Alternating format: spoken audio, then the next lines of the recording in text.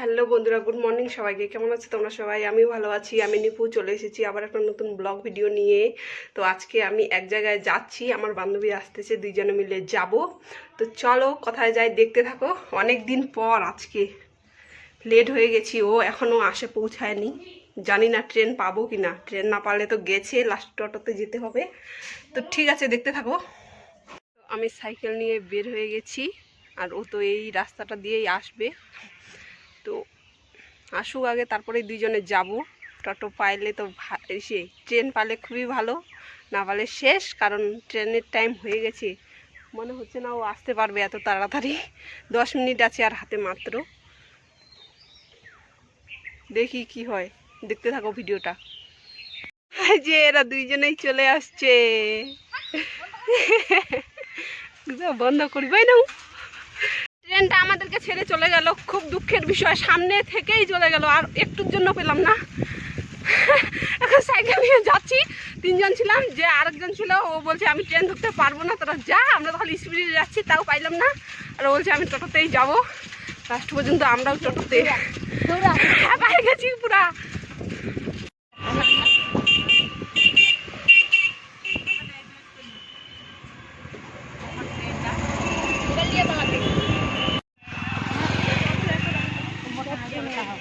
मस्ती बनो उड़ती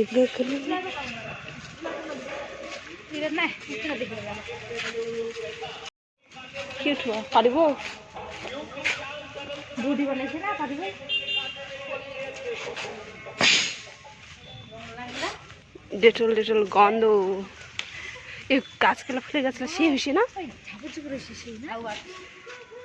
ফুলের গাছগুলো সেই হয়ে গেছে, কিন্তু এরকম একলা ছিল না, অন্ধকার হয়ে গেছে এবার।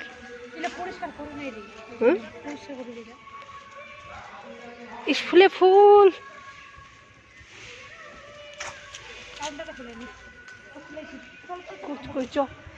তো তারপরে ফাইনালি কলেজ থেকে সব কাজ সেরে চলে আসছি আমরা দোকানে জিনিস নেওয়ার জন্য।